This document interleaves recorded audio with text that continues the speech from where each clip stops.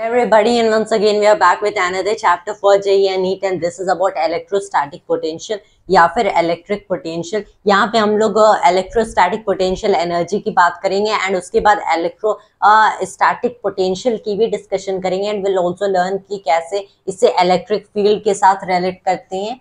So basically first of all हम लोग जानते हैं कि पोटेंशियल एनर्जी क्या होती है। पोटेंशियल एनर्जी किसी भी सिस्टम की वो एनर्जी होती है जो कि उस सिस्टम में डिफरेंट पार्ट्स कैसे अरेंज्ड हैं उस पे डिपेंड करती है। वाइल काइनेटिक एनर्जी की बात करें तो ऑब्वियसली हम लोग जानते हैं कि काइनेटिक एनर्जी किसी भी मूविंग ऑब्जेक्ट की एनर्जी डिफाइंड है।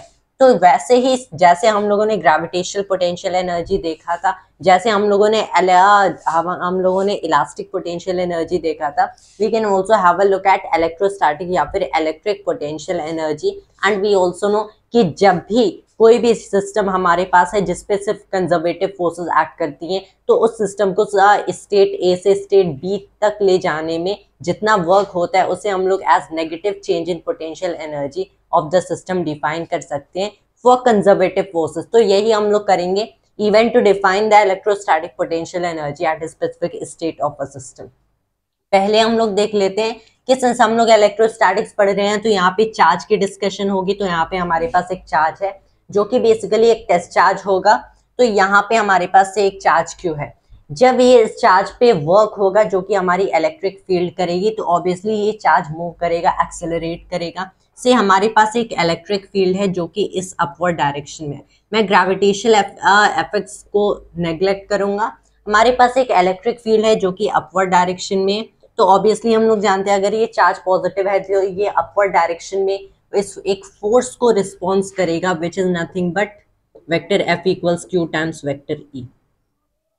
अगर ये इनिशियली किसी भी पोजीशन ए पे है, फाइनली ये किसी दूसरे पोजीशन बी पे जाएगा, तो इस पे वर्क कितना हुआ है बाय द इलेक्ट्रिक फील्ड। तो work in taking the charge from point A to point B by the electric field is nothing but vector F dot में इसका वर्टिकल डिस्प्लेसमेंट हो जाएगा, ये वाला displacement that is nothing but delta vector S. So dot delta vector S. Since यहाँ पे मैंने एक ऐसी काइंड की इलेक्ट्रिक फील्ड ली है, इनिशियली ये चार्ज रेस्ट पे था, तो यहाँ पे बेसिकली क्या हो रहा है कि इस चार्ज को ये इलेक्ट्रिक फील्ड एक्सेलरेट कर रही है from zero speed to a certain speed जो कि यहाँ तक ये अटेन कर लेगा। उसके बाद हम लोग क्या जानते हैं कि यहाँ पे डेल्टा वेक्टर एस, अगर ये point A and point B के बीच का जो डिस्टेंस है वो डी है, तो अपवर्ड सिंस हम लोग जानते हैं कि इस पे फोर्स भी अपवर्ड एक्ट कर रही है and that is the electric force, the electrostatic force जो कि इलेक्ट्रिक फील्ड की वजह से हो रहा है एंड इसका डिस्प्लेसमेंट भी अपवर्ड हो रहा है। That is the thing. यहाँ पे cos थीटा 1 हो जाएगा क्योंकि थीटा इक्वल 0 डिग्री एंगल है between vector F and delta vector S. तो इसको मैं सिंपली एफ टाइम्स डी लिख सकता हूँ विच is nothing but Q E D. तो जब इसको हम लोग एक पोजिशन ए से बी तक ले जा रहे हैं, तो यहाँ पे इस पे जो टोटल वर्क हो रहा है that is nothing but Q E D. Since यहाँ पे हम लोग जानते हैं कि बेसिकली क्या होगा अगर हमारी ये जो इलेक्ट्रोस्टैटिक फोर्स है ये वैरी कर रही है विद पोजीशन, ये पोजीशन के साथ वैरी कर रही है। हम लोगों ने एक स्पेशल केस लिया जहाँ पे कांस्टेंट इलेक्ट्रिक फील्ड है, इसलिए इलेक्ट्रिक फील्ड लाइंस भी कॉन्स्टेंटली स्पेस्ड हैं।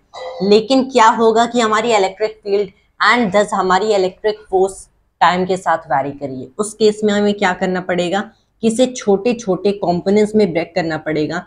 तो हम लोग एक dw वाला एलिमेंट निकालेंगे एंड फिर इंटीग्रेट करेंगे over from position A to position B and फिर हमें करना पड़ेगा क्यू ई टाइम्स में nothing but this is D of D. तो इसको मैं रादर डी वाई लिख देता हूँ। यहाँ पे अगर हम लोग एक बात पे फोकस करें तो ये जो इंटीग्रल है ये ए से बी तक जा रहा है।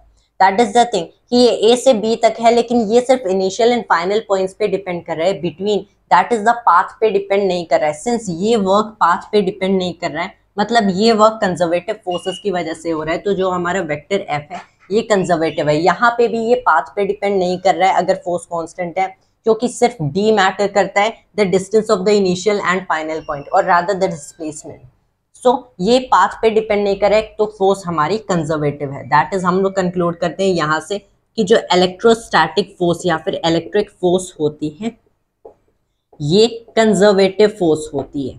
एंड सिंस हमारी इलेक्ट्रोस्टैटिक फोर्स कंजर्वेटिव फोर्स होती है, तो इसीलिए इसकी जो फील्ड होती है दैट इज इलेक्ट्रिक फील्ड, ये भी एक कंजर्वेटिव फील्ड होती है as we can call it. जब भी एक फोर्स कंजर्वेटिव होती है तो उसका जो वर्क होता है उसे as the negative change in potential energy of the system के फॉर्म में रिप्रेजेंट किया जा सकता है, यानी कि the work done in going from A to B, मैं एक यहाँ से एसोसिएट कर सकता हूँ एक काइंड की पोटेंशियल एनर्जी जिसे हम लोग इलेक्ट्रिक पोटेंशियल एनर्जी या फिर इलेक्ट्रोस्टैटिक पोटेंशियल एनर्जी कहते हैं। तो इसे मैं negative change in potential energy यानी कि the potential energy eight you A minus में पोटेंशियल एनर्जी एट बी लिख सकता हूँ। एंड हम इसी फॉर्म में डिफाइन करते हैं द पोटेंशियल एनर्जी या फिर electric potential energy in electromagnetism. यहाँ से बेसिकली देखें सो यू ए माइनस या यू बी ये बेसिकली क्यू ई डी की इक्वल है। तो मुझे किसी भी स्पेसिफिक स्टेट पे चाहिए हमारी पोटेंशियल एनर्जी। यूजुअली हम लोग क्या करते हैं कि इन्फिनिटी पे पोटेंशियल एनर्जी 0 रख देते हैं, लेकिन यहाँ से बेसिकली देखें तो हम लोग कोई भी रेफरेंस लेवल चूज कर सकते हैं, उसके अकॉर्डिंग पोटेंशियल एनर्जी को 0 रख के हम किसी भी दूसरे पॉइंट पे पोटेंशियल एनर्जी डिफाइन कर सकते हैं, क्योंकि पोटेंशियल एनर्जी की स्पेसिफिक वैल्यू मैटर नहीं करती है, इसमें चेंज कितना हो रहा है वही मैटर करता है। तो यहाँ पे हम लोग बेसिकली देखें ये distance d is what the elevation of a minus में एलिवेशन ऑफ b और rather elevation of b minus elevation of a। तो यहाँ से U A minus U B हम लोग क्या लिख सकते हैं as Q E of D that is Q E Y B minus में क्यू ई वाई ए हो गया। तो इसका मतलब हम लोग यहाँ से एक चीज डिफाइन कर सकते हैं कि किसी भी स्पेसिफिक पॉइंट पे जो पोटेंशियल एनर्जी होगा उसे हम लोग चार्ज टाइम्स में वो इलेक्ट्रिक फील्ड टाइम्स में उस पॉइंट की एलिवेशन के फॉर्म में रिप्रेजेंट कर सकते हैं। That is how we are defining the electrostatic potential energy at specific point. को हम लोग किसी भी पॉइंट पे यहाँ पे एज रेफरेंस पोटेंशियल एनर्जी 0 रख सकते हैं।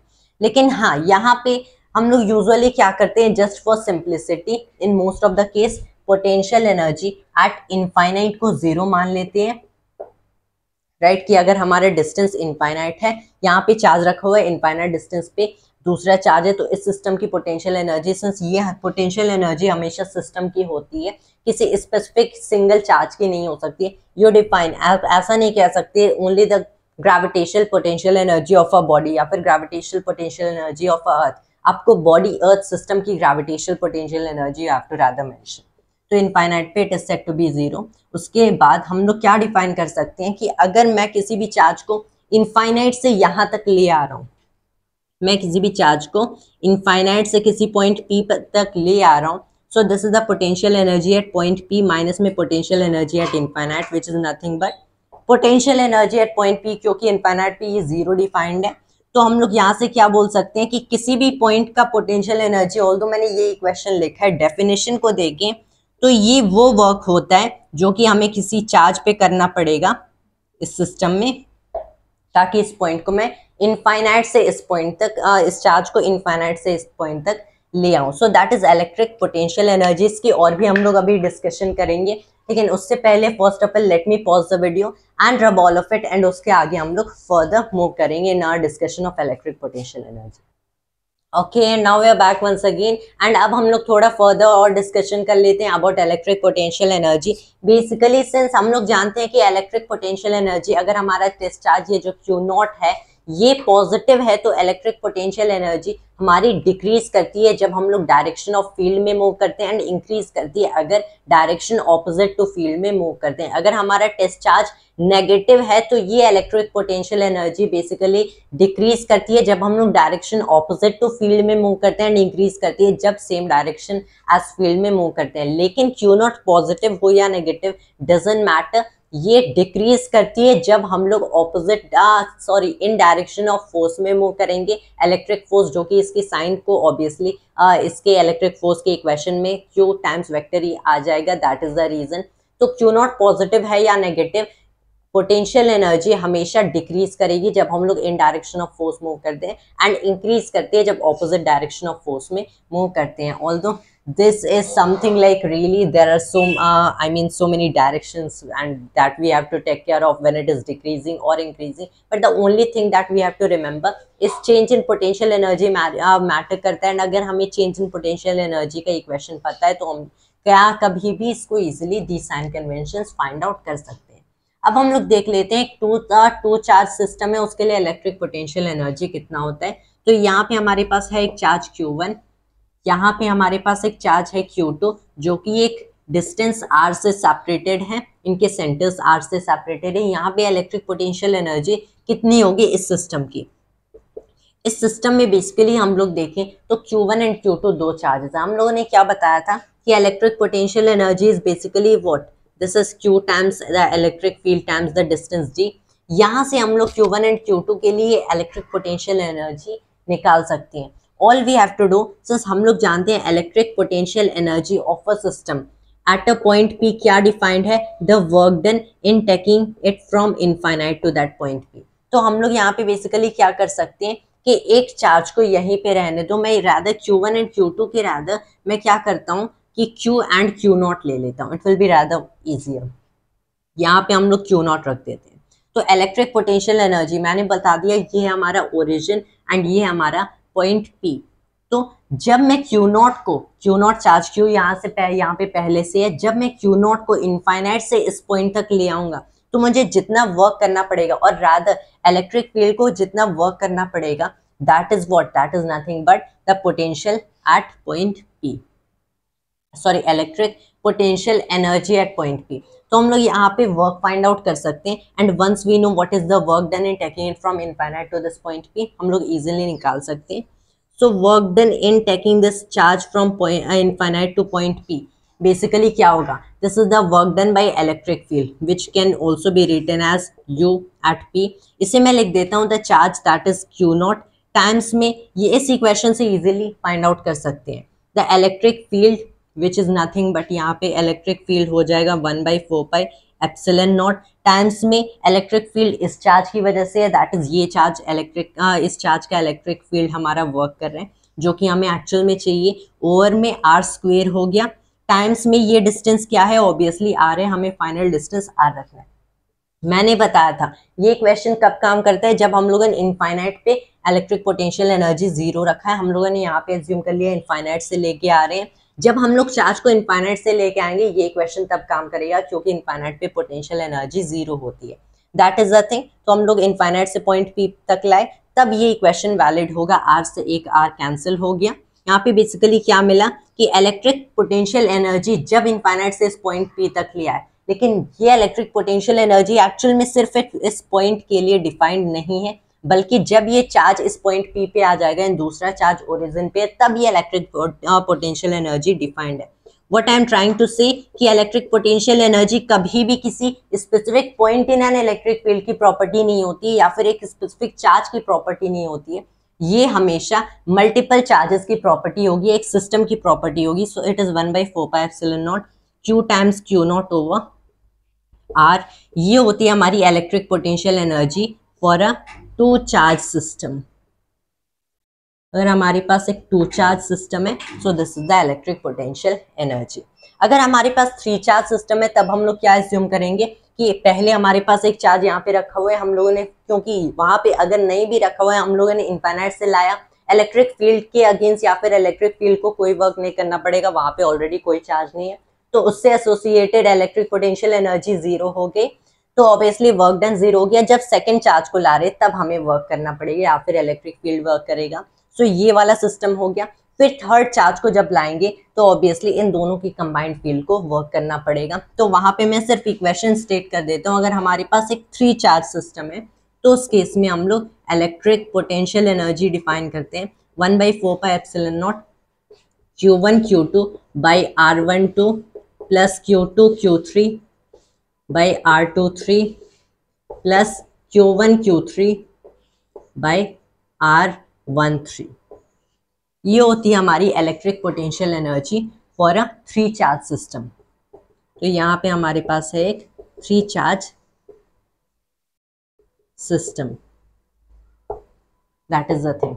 ऐसे हम लोग electric potential energy easily find out कर सकते हैं। So we have to just include all the additional components, all the additional charges की जितने चार्जेस आए, लाइक यहाँ पे हमें Q3 को इंक्लूड करना पड़ा, तो इलेक्ट्रिक पोटेंशियल एनर्जी हम लोग पहले क्या करेंगे, 1 एंड 2 अगर सिंपली वहां पे होते तो इसके लिए निकालेंगे, प्लस में अगर 2 और 3 चार्जेस सिर्फ वहां पे होते, दिस वेरी नाइस ट्रिक कि तो वहां पे उसके लिए इलेक्ट्रिक पोटेंशियल एनर्जी, प्लस अगर सिर्फ फर्स्ट और थर्ड चार्ज वहां पे होते तो उसके लिए इलेक्ट्रिक पोटेंशियल एनर्जी निकाल लेंगे सारों का सम, टोटल 3 चार्ज सिस्टम की इलेक्ट्रिक पोटेंशियल एनर्जी होगा। ऐसे 4 चार्जेस है, so all we have to do, हमें इंडिविजुअल इलेक्ट्रिक पोटेंशियल एनर्जी निकालना है, फर्स्ट एंड सेकंड के लिए निकालना है, फिर फर्स्ट एंड थर्ड के लिए, फिर फर्स्ट एंड फोर्थ के लिए, ऐसे ही सेकंड और फर्स्ट का तो निकल गया, सेकंड थर्ड के लिए, सेकंड फोर्थ के लिए, एंड फिर ऐसे सो ऑन, थर्ड का हम लोग निकाल लेंगे with fourth and so on, and then we can find out the electric potential energy for these multiple charge systems.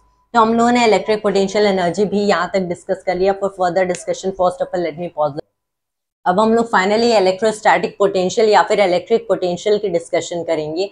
तो जैसे हम लोगों ने इलेक्ट्रोस्टैटिक पोटेंशियल एनर्जी को डिफाइन कर लिया था, electric potential basically a potential energy per unit charge होता है। सिंस जैसे हम लोगों ने इलेक्ट्रिक फील्ड को electric force per unit charge को एज डिफाइन किया था, तो ये बेसिकली जब इलेक्ट्रिक फील्ड की बात आती है, सिंस हम लोगों ने पर यूनिट चार्ज कर दिया, जिससे Q0 हमारा टेस्ट चार्ज इस इक्वेशन से रिमूव हो जाता है एंड हमें पता चलता है इलेक्ट्रिक फील्ड सिर्फ एक सोर्स चार्ज की प्रॉपर्टी एंड ये एक पॉइंट पे डिफाइन होता है, रादर एज अ सिस्टम नहीं डिफाइंड होते but at a specific point. वैसे ही सिंस हमें स्केलर्स के साथ यहाँ पे वर्क करने, आई विल टेल यू कि it is very much easier to calculate things like potential and potential energy, since ये स्केलर क्वांटिटीज हैं, than electric forces and electric fields, क्योंकि वो वेक्टर क्वांटिटीज हैं, इसीलिए मोस्ट ऑफ द केसेस में हम लोग potential and potential energy calculate करते हैं फर्स्ट, एंड वहां से इलेक्ट्रिक फील्ड्स भी बहुत ही इजीली निकल सकती हैं and later will understand how to relate them, and that is the reason. इसीलिए जैसे हम लोगों ने डिफाइन किया था electric field for a point, अगर हमें इलेक्ट्रिक पोटेंशियल एनर्जी को डिफाइन करना है और रादर इलेक्ट्रिक पोटेंशियल एनर्जी को यूज करना है टू डिफाइन अ क्वांटिटी जो कि एक पॉइंट बेसिस पे एसोसिएटेड होगा, दैट इज द रीजन हम लोग इलेक्ट्रिक पोटेंशियल डिफाइन करते हैं। से हमारे पास एक चार्ज है, यहाँ पे एक चार्ज है Q, यहाँ पे एक चार्ज है Q0 separated by a distance of R। तो हम लोगों ने डिफाइन कर दिया इसकी जो इलेक्ट्रिक पोटेंशियल एनर्जी होगी that will be nothing but 1/4 pi epsilon not Q0 over R। लेकिन अगर मुझे यहाँ पे सिर्फ ये सोर्स चार्ज चाहिए एंड ये जो पॉइंट P है यहाँ पे मुझे कोई दूसरी quantity like electric field define करना है, बट ए स्केलर क्वांटिटी जो कि हमें इजीली एनर्जी के प्रिंसिपल से वर्क करने में हेल्प करेगी, तो उसके लिए हम लोग डिफाइन करते हैं द इलेक्ट्रिक पोटेंशियल। तो अगर मैं इस इक्वेशन से Q0 हटा दूं तो यहाँ पे electric potential eight points define हो जाएगा। तो किसी भी पॉइंट P पे हम लोग इलेक्ट्रिक पोटेंशियल डिफाइन करते हैं rather as the potential energy divided by में Q0। यहाँ पे this is the electric potential is nothing but potential energy divided by Q0। इसका जो सिंबल होता है standard that is V। Electric potential को हम लोग मेजर करते हैं वोल्ट्स में। वोल्ट, एक volt is the SI unit of electric potential, इसके SI यूनिट वोल्ट्स है and 1 volt is basically equal to 1 joule per coulomb, that is the thing. And यहाँ पे अगर हम लोग बेसिकली बात करें तो ये सिंस पॉइंट बेसिस पे डिफाइंड है, विल ऑल्सो जस्ट सी कि कैसे हम लोग इसे for a 2 charge system as we can see define कर सकते हैं। It is a rather easy thing.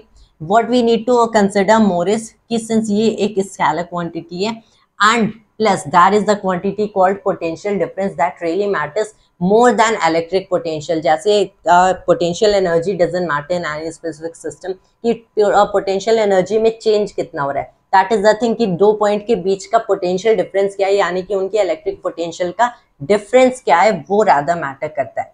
कि अगर हम लोगों ने किसी भी चार्ज को A से B तक ले गया है in the presence of another charge या फिर एन इलेक्ट्रिक फील्ड, तो यहाँ पे this is the potential energy eight A, ये हो जाएगी potential energy eight A minus potential energy eight B के इक्वल।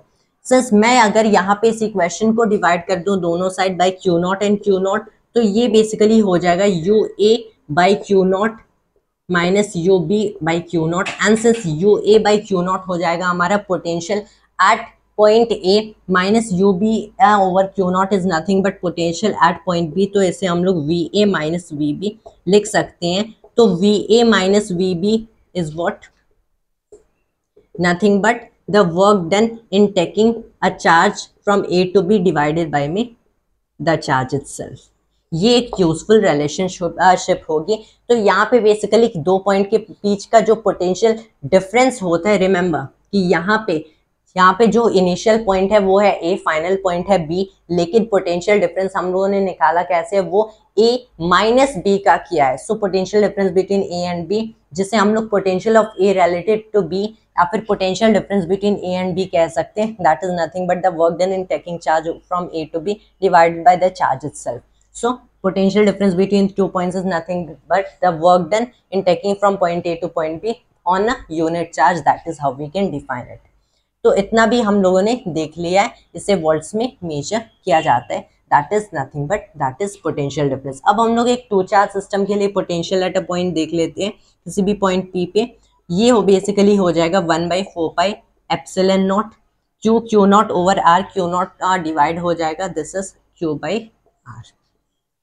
तो अगर हमारा चार्ज Q यहाँ पे रखा है, कोई पॉइंट P एक R डिस्टेंस फार अवे है, so this is how we are defining the electric potential at that point. अगर 3 चार्ज सिस्टम है तो हमें बस अगेन Q नॉट को डिवाइड करना है, that is how we are getting. तो electric potential energy is rather very electric potential is easy thing to calculate. Multiple charge system है, all we have to do is use a sigma right here, I charges हैं, so here is sigma from I QI over ये हो जाएगा RI। We can use this if there are so many charges जिन्हें हमें एक single equation में sum up करना है। अगर हमारी जो चार्जेस हैं बेसिकली यहाँ पे एक कंटिन्यूअस चार्ज डिस्ट्रीब्यूशन है, एक कंटिन्यूअस चार्ज डिस्ट्रीब्यूशन के लिए हम लोग इंटीग्रल ले लेंगे dq ओवर में r का for continuous charge distribution. Obviously हमें इस सिग्मा को इंटीग्रल से रिप्लेस करना पड़ेगा। यहाँ पे एक छोटा सा amount of charge and element of charge divided by में वो डिस्टेंस जो कि कांस्टेंट नहीं होगा, ऑब्वियसली कांस्टेंट नहीं होगा। तो ऐसे हम लोग डिफाइन करते हैं electric potential and electric potential difference, जो कि बेसिकली मैटर करता है rather than the potential itself. अब हम लोग ये भी देखेंगे कि पोटेंशियल को कैसे इलेक्ट्रिक फील्ड से रिलेट करते हैं, but first of all let me pause the video and rub all of it. Alright, and now we are back once again. अब हम लोग रिलेट कर लेते हैं इलेक्ट्रिक पोटेंशियल को इलेक्ट्रिक फील्ड से, which will be very useful, क्योंकि मैंने ऑलरेडी बताया इलेक्ट्रिक फील्ड की कॉम्प्लेक्स जो कैलकुलेशंस होती हैं वो डिफिकल्ट हो जाती है। तो अगर हमें इलेक्ट्रिक पोटेंशियल पता है, वहां से इलेक्ट्रिक फील्ड इजीली निकाल सकते हैं। And this we can also try electric potential नहीं पता है तो इलेक्ट्रिक पोटेंशियल से स्केलर है, बहुत ही इजी क्वांटिटी है टू कंप्यूट, तो ये इजीली निकाल सकते हैं। Then we can find out electric fields and forces easily. अब हम लोग देख लेते हैं कैसे इन्हें रिलेट करते हैं। सपोज मेरे पास एक चार्ज है जिसे मैं A से B तक ले जाऊंगा, तो इसमें जो वर्क होगा that is from A to B। ये हो जाएगा हमारा integral from A to B the vector F dot में। यहाँ पे हम लोगों ने जो डिस्प्लेसमेंट किया है, यहाँ पे डिस्प्लेसमेंट का एक छोटा सा एलिमेंट ले लेते हैं, डिस्प्लेसमेंट एलिमेंट, इसको मैं वेक्टर DL से रिप्रेजेंट करता हूँ। तो ये इसको अगर देख लें, इसको इजीली लिख सकते हैं as integral from A to B। Vector F को लिख सकते हैं द चार्ज इटसेल्फ, जो कि मैं Q नॉट से रिप्रेजेंट करूंगा, times the electric field dot vector DL।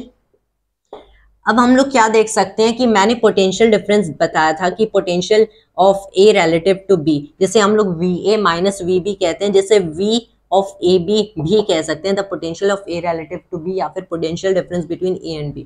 इसको हम लोगों ने क्या बताया था, work done in taking the charge from A to B divided by में Q नॉट। तो अगर मैं इस इक्वेशन को Q नॉट से डिवाइड कर दूं तो मुझे बेसिकली क्या मिलेगा, यहाँ पे Q नॉट से डिवाइड हो गया, integral from A to B हो गया vector E dot vector DL। तो पोटेंशियल एट A माइनस में पोटेंशियल एट B हो गया हमारा integral from A to B vector E dot vector DL। ये बहुत ही, remember this is a very useful relation जो कि हमारा बहुत काम आएगा, दैट इज द थिंग। हाँ, यहाँ पे अगर इलेक्ट्रिक फील्ड कांस्टेंट है, अगर इलेक्ट्रिक फील्ड कांस्टेंट है तो इलेक्ट्रिक फील्ड को बाहर निकाल सकते हैं, integral from A to B हो जाएगा ऑफ वेक्टर DL। सिंस यहाँ पे हम लोग इसको ऐसे भी लिख सकते हैं E cos phi DL, तो यहाँ पे cos phi भी ले सकते हैं अगर डायरेक्शन भी ये कांस्टेंट है यहाँ पे। तो बेसिकली जब हमारी इलेक्ट्रिक फील्ड कांस्टेंट होगी तो यहाँ पे मैं इलेक्ट्रिक फील्ड को बाहर ले सकता हूँ। Vector E dot vector DL is basically what, VA minus VB, पहले इसको लिख लेते हैं, integral from A to B E DL cos phi हो सकता है। phi is the angle between them, हम लोग rather theta लिखते हैं, but I rather have the habit of taking the angle to be phi, right? But don't think of it as flux or anything, ये phi angle है between E and DL। तो E cos phi को हम लोग बाहर ले लेते हैं, so this is integral from A to B dl हो जाएगा, which will be nothing but the distance from A to B, जो कि हम लोग r ले सकते हैं और सम अदर क्वांटिटी, या फिर यहाँ पे d ले सकते हैं. So V A minus V B is what, E D cos phi. अगर they are in the same direction electric field, ऐसा मोस्ट ऑफ द केस में होगा कि इलेक्ट्रिक फील्ड यहाँ पे बेसिकली हम लोग देखें ये चार्ज है हमारे पास, तो ये पॉइंट ए से पॉइंट बी तक जाएगा under the action of electric field, तो इलेक्ट्रिक फील्ड अपवर्ड है तो अपवर्ड ही जाएगा पॉइंट ए से पॉइंट बी तक. यहाँ पे हम लोग तो कॉस फाई यहाँ पे 1 ले लेते हैं, फाई इक्वल 0 होगा. Basically this is not in all the cases but we are making some assumptions, right है, कुछ special cases. So V A minus V B is nothing by but E times D. तो this is the case, this is the potential difference between 2 points जब हमारी electric field constant होगी. That is the thing. तो हम लोगों ने constant electric field के लिए एक स्पेशल केस देख लिया, but this is the general equation that works all the time जब भी हम लोग इलेक्ट्रिक फील्ड की कैलकुलेशंस करेंगे. ये हम लोगों ने इतना देख लिया. Let's discuss little about another unit of energy यहाँ पे बेसिकली, जो कि पोटेंशियल के टर्म्स में डिफाइंड होती है. अगर मैं कहूँ कि एक इलेक्ट्रॉन के या फिर कोई भी ऐसा पार्टिकल है जिसके पास एक चार्ज है जिसका मैग्नीट्यूड इलेक्ट्रॉनिक चार्ज के मैग्नीट्यूड के इक्वल है, which is E 1.6 into 10⁻⁻19 coulomb. तो यहाँ पे बेसिकली क्या होगा, अगर मैं एक किसी भी पार्टिकल जिसके पास इतना चार्ज है उसको एक 1 वोल्ट के पोटेंशियल डिफरेंस के थ्रू फॉल कराऊं कि ये एक 1 वोल्ट के पोटेंशियल के डिफरेंस के थ्रू फॉल करेगा या फिर जाएगा, तो उसमें कितना चेंज इन पोटेंशियल एनर्जी होगा. Change in potential energy will be nothing but the charge E times में ये potential difference between the 2 points जो कि 1 वोल्ट के इक्वल है.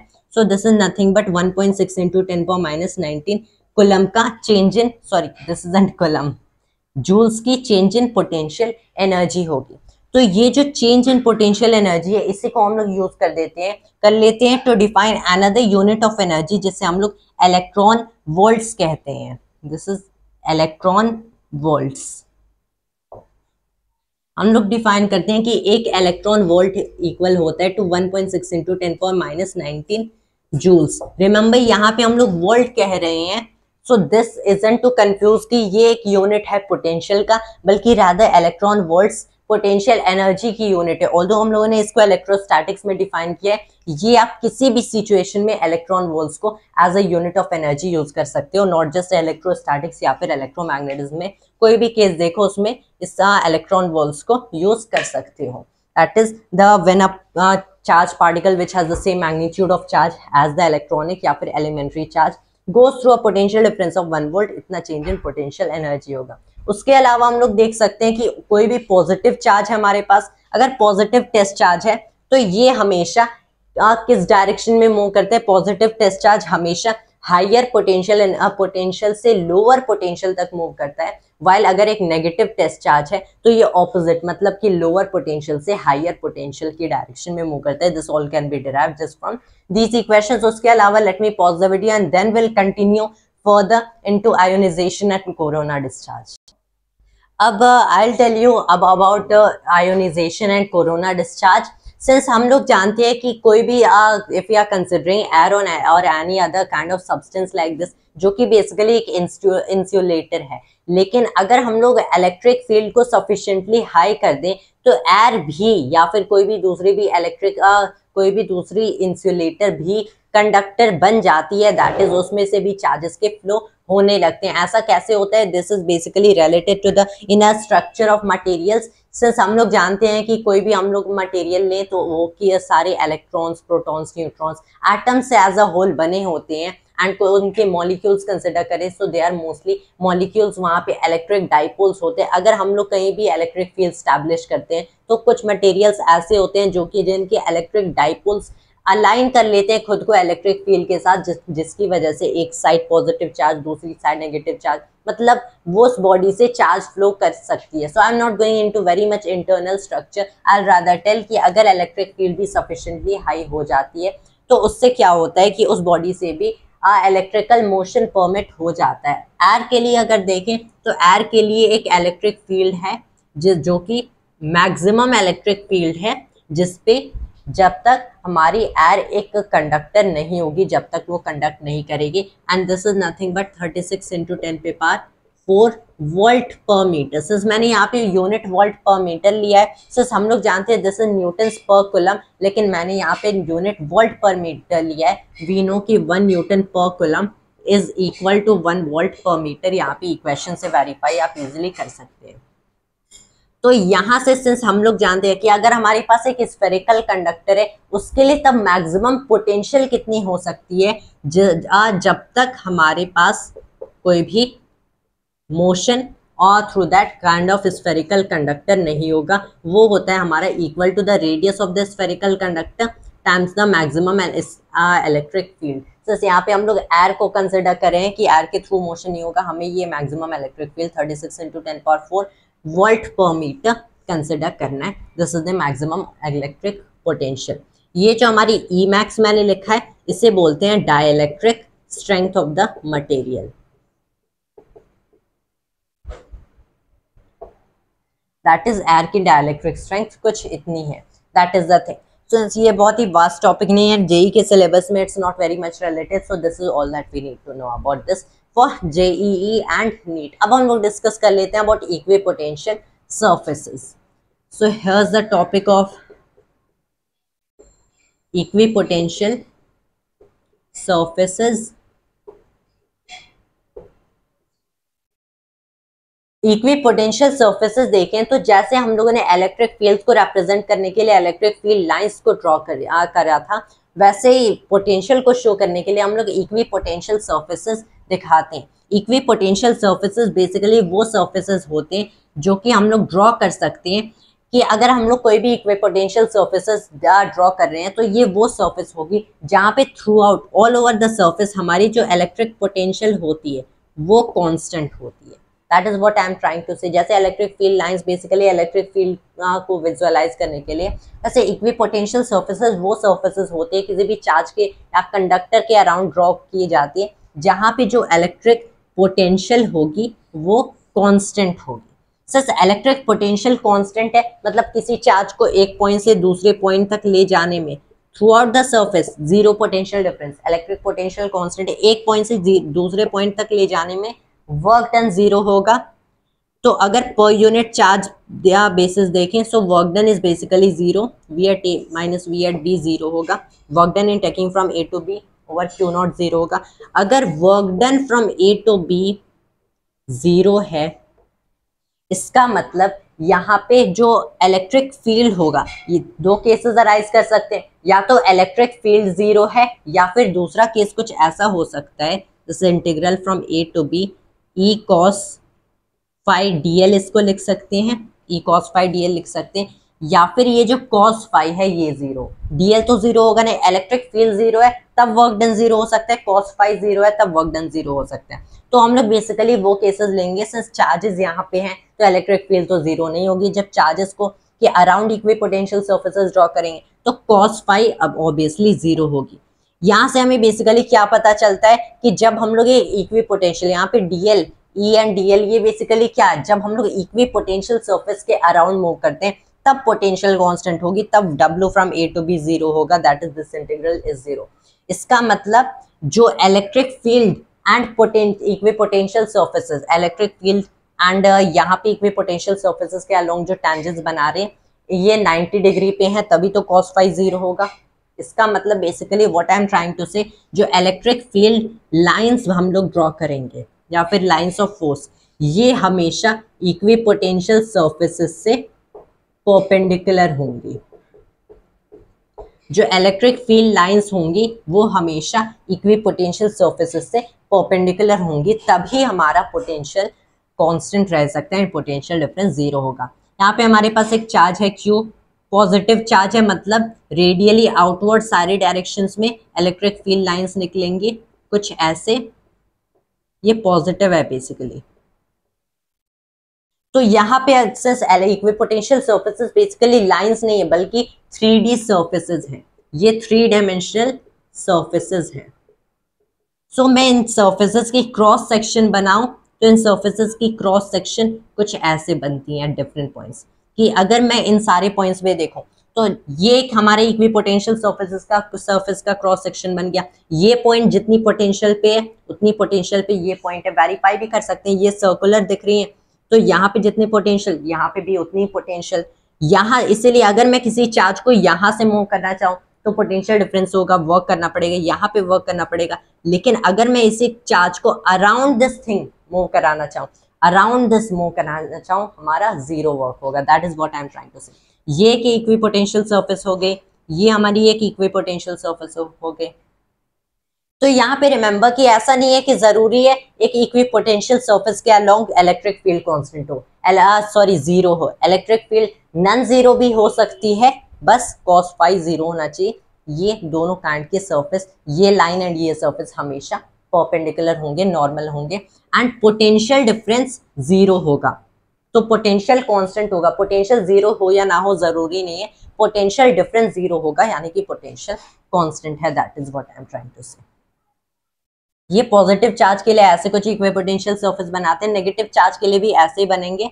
पॉजिटिव पॉजिटिव दो यहाँ पे कुछ रखे हुए हैं, सो बेसिकली यहाँ पे कुछ ऐसे बनते हैं इसके अराउंड, एंड यहाँ पे जब हम लोग we are getting very much close तो हमारे ऐसे इक्विपोटेंशियल सरफेस बनते हैं। बहुत ही लंबी डिस्टेंस से जाके देखें, सो बहुत ही लंबी डिस्टेंस पे ये नियर अबाउट सर्कुलर हो जाते हैं। ऐसा क्यों? क्योंकि तब बेसिकली क्या होता है, we can only sum it up as, हमारे पास एक सिंगल चार्ज है जो कि जिसका मैग्नीट्यूड दोनों चार्जेस के मैग्नीट्यूड के सम के इक्वल होगा, वैल्यूज के सम के इक्वल होगा। So around a single charge as it seems like. ये ऐसे नेगेटिव चार्जेस के लिए भी इक्विपोटेंशियल सरफेसेस बना सकते हैं, positive and negative, that is electric dipole के लिए। दूसरी जो इंपॉर्टेंट चीज है वो है कि जो हमारे कंडक्टर्स होते हैं, इलेक्ट्रिकल कंडक्टर्स, जब भी इलेक्ट्रोस्टैटिक सिचुएशन आती है, मतलब चार्जेस रेस्ट पे हैं, तो इलेक्ट्रिक कंडक्टर्स हमारे जो भी होंगे सॉलिड कंडक्टर्स, तो ये इनका जो सरफेस है ना, वो हमेशा सरफेस ही एक इक्विपोटेंशियल सरफेस होता है। यहाँ पे लाइक अगर मैं कहूँ कि मेरे पास एक सॉलिड कंडक्टर है, यहाँ पे सॉलिड कंडक्टर है, अगर मैं कहूँ कि इसके अंदर चार्ज कितना है, इसके अंदर जीरो चार्ज होगा, अंदर तो जीरो चार्ज होगा। अगर इस पे चार्ज रख भी दूं, सारे चार्ज इसकी सरफेस पे आ जाता है। क्यों? क्योंकि इंटरनल इलेक्ट्रिक फील्ड जीरो होनी चाहिए, ये हम लोगों ने पहले ही पढ़ चुका है। तो इसके अंदर सारा चार्ज जीरो होगा, तो इसके अंदर जो इलेक्ट्रिक फील्ड होगी ये भी जीरो होगी throughout the conductor. That is the thing. So इसके अंदर इलेक्ट्रिक फील्ड जीरो है, तो ये this is the special case जब cos फाई, तो no need to write that electric field खुद जीरो है। तो थ्रू आउट इट जो पोटेंशियल है ये कॉन्स्टेंट है, थ्रू आउट दिस जो पोटेंशियल है ये कांस्टेंट है। तो इसकी जो सरफेस पे है ये भी पोटेंशियल कांस्टेंट है, मतलब इसकी surface is nothing but an equipotential surface. बाहर जाए इससे तो पोटेंशियल वैरी करेगी, अंदर पोटेंशियल कांस्टेंट है एंड इसकी सरफेस पे पोटेंशियल कांस्टेंट है। कितनी पोटेंशियल है? Nothing but 1/4 pi epsilon naught. अगर ये चार्ज इसमें है, क्योंकि पूरा चार्ज तो सरफेस पे होगा, तो सरफेस पे जितना चार्ज है डिवाइडेड बाय में इसका रेडियस, इतनी पोटेंशियल होगी कांस्टेंट। सरफेस पे चार्ज नहीं है तो पोटेंशियल जीरो है, लेकिन अभी भी तो है तो constant. That is the thing I am trying to say. तो हम लोगों ने इक्विपोटेंशियल सरफेसेस भी कवर कर लिया है, and now what else thing is left to cover. इसकी कैसे हम लोग ने ये तो देख लिया कि इलेक्ट्रिक फील्ड से इलेक्ट्रिक पोटेंशियल डिफरेंस कैसे निकालते हैं। अब बात आ जाती है कि अगर हमारे पास इलेक्ट्रिक पोटेंशियल है तो उससे फील्ड कैसे निकालते हैं। That is very important thing. तो इसके लिए मैं क्या बोलूंगा कि सिंस वी नो कि VA minus VB is nothing but integral from A to B हो गया vector E dot vector DL। यहाँ पे हमें बस all we have to do is write this equation. Then what we have to do कि अगर मैं या ये ले लूं एज DV कंसिडर करो, since VA minus VB is nothing but delta V, अगर मैं DV कंसिडर करूं, so what is this? This is E times में हो जाएगा एक DL, right. That is the thing I am trying to say. क्योंकि integral हम लोगों ने A टू B किया तो ये पोटेंशियल एट A माइनस में B हो गया। ऑल्सो रिमेंबर एक्चुअल में DV क्या होगा, यहाँ पे एक नेगेटिव साइन आ जाएगा। DV is what I am trying to say, ये हो जाएगा VB माइनस में VA, राइट। VB माइनस में VA which is negative of VA minus में VB which is negative of integral A to B vector E dot vector DL। इसका एक differential हम लोग फॉर्म लेंगे। So this is rather, that is the thing. तो यहाँ पे हम लोग क्या करेंगे, यहाँ पे एक नेगेटिव साइन आ जाएगा जब डीवी लिखेंगे। तो इलेक्ट्रिक फील्ड जब हमें लिखना है, this is nothing but negative DV over DL. लेकिन द ट्रबल कम्स, क्योंकि हमारी इलेक्ट्रिक फील्ड एक वेक्टर क्वांटिटी है, इसके 3 कंपोनेंट्स बनेंगे, एक्स वाई एंड जेड वाले कंपोनेंट। डीएल हम लोग कैसे सिंगल, ये तो एक सिंगल एक्सिस को रिप्रेजेंट करेगा। So rather than writing this form of incorrect equation, हम लोग क्या करते हैं, यहाँ पे पार्शियल डेरिवेटिव्स का हेल्प लेते हैं v से। अगर हमें इलेक्ट्रिक फील्ड की x कंपोनेंट चाहिए, तो this is nothing but negative partial derivative of potential with respect to x। ऐसे इलेक्ट्रिक फील्ड की y component is negative partial differential of potential with respect to y।